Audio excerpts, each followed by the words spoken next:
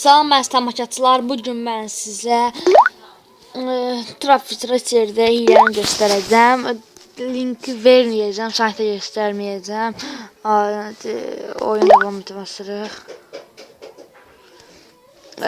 Mənim abunəçilərimin sayı 50 olduqda linki verəcəm, götürür, istifadə edə bilərsiniz.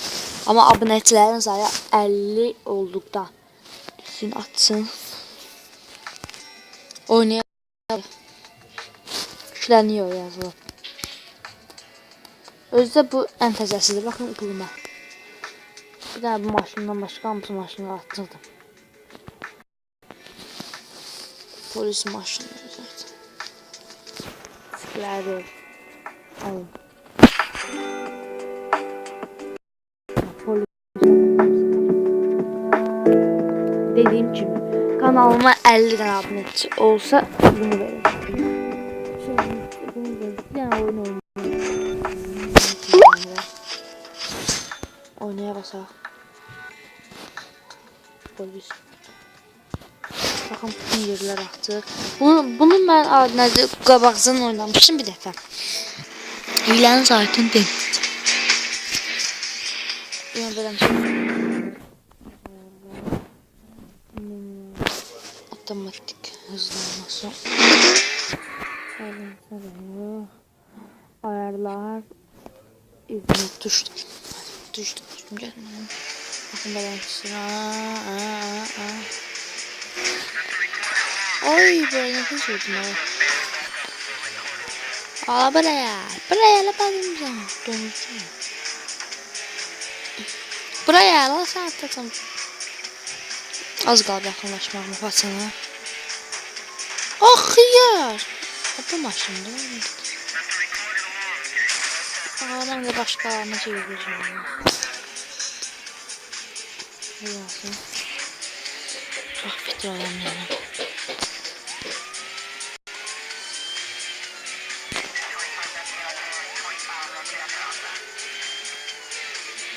Paçam buraya la paçam. Ağla şey. Şüpheli paçanı saxladık. Ben de şüpheli paçam var. Kırmızı maşın. Bu paçam.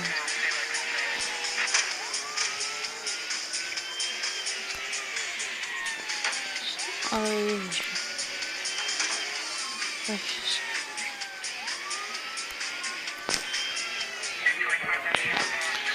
Oğlum takım. İyi bir nasıl bitiyor.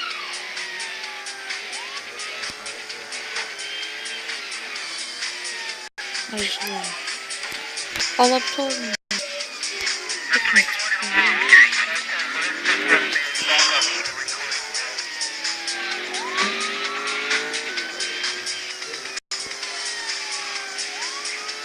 Bak.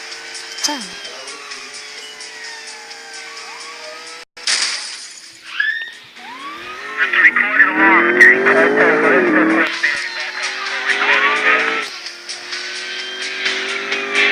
Gördüğünüz gibi şüphelini ararak böyle paçam.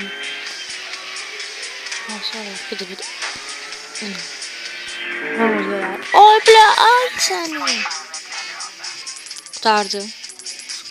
Resmen pul lazım değil ki. Pulum çoxdur. Bəli, sağ olun istəməşətlər. Gələn videolarda görüşmək üzrə.